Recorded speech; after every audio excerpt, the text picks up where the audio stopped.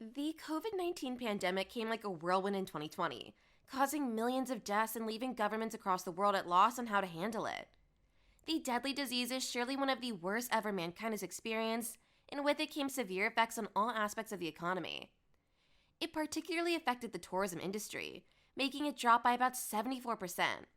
Several people are now reluctant to hop onto that plane and fly out of their comfort zones.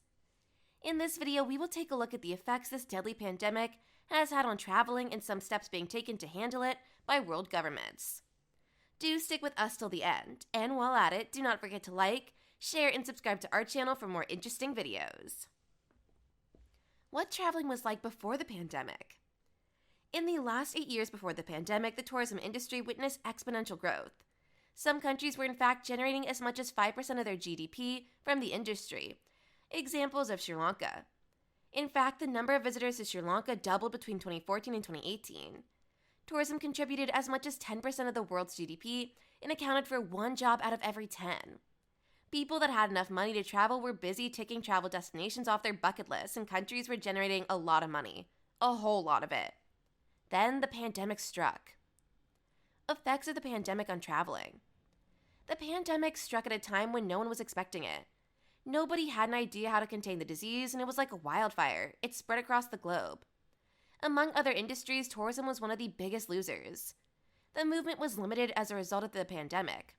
Governments imposed a lockdown, and the people themselves were not very eager to move around. I mean, nobody wanted to die. For an industry that is based on human mobility, the effects of this were immediate and heavy. Due to this, some very steep drops in travel were recorded. Several major sporting events like the Tokyo 2020 Olympics and the Bahrain Grand Prix that were bound to attract millions of visitors were either postponed or canceled outright. Religious observances were not left out, with many of them being canceled. Take, for example, the Umrah visits to Saudi Arabia had to be banned due to the pandemic. The tourism sector of the country is largely dependent on religious tourism and must have taken a huge hit from the cancellation of the Umrah visits. But then the situation could not be helped. The Asian Pacific was the worst hit of all regions, with some countries recording their lowest drops ever. China recorded an 88% drop, while Mongolia's drop was even worse, 89%.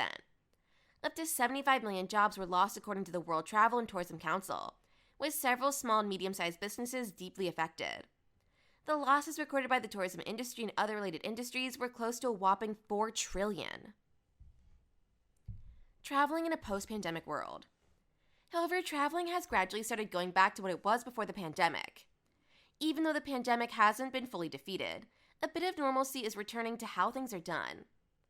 Though several restrictions are still in place in countries, the question of where should I travel to next has started popping up again among the populace. Travel agency adverts are becoming more frequent, and holiday bookings are once again experiencing an upward lunge. The discovery of vaccines has allowed traveling to commence once more across several countries. However, a lot of people are still skeptical about the vaccine and have refused to get vaccinated. Travelers are now expected to think harder before making travel choices, as now they have to overcome obstacles against their desires to travel. Their expectations of hospitality service providers have soared and are as demanding as ever. Disappointing them would only cause more harm to the already ailing industry. Therefore, provision of quality services, facilities, and experiences that can satisfy their health and wellness demands has been prioritized. Thanks to the pandemic, there are new trends like health tourism, spiritual tourism, and wellness tourism. Travelers now give more thought to why they embark on a trip, whether it is for an urgent medical reason, luxury, or spiritual and physical well-being. They, however, now have to undergo many rigorous checks while traveling and also observing social distancing protocols. Even when they arrive at their destinations, they still have to adhere to these social distancing protocols.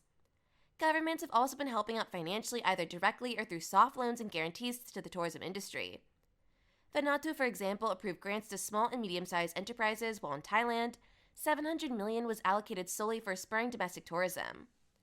In some other countries, the government has been assisting firms to adapt their business models and retain staff.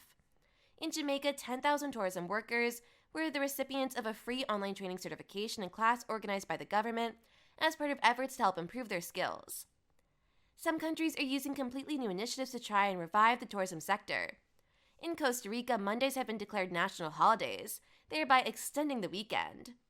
This is all in a bid to improve domestic tourism. In Barbados, a welcome stamp visa has been introduced. What is this welcome stamp visa? It is simply a 1-year residency permit that allows remote employees to live and work from the country. In a similar move, the Blue Lanes initiative was also launched. It allows the berthing of yachts in its marina after they must have met strict quarantine and testing requirements. Other countries are also using different methods to make traveling what it once was before, and it is expected that in the nearest future, normalcy will return.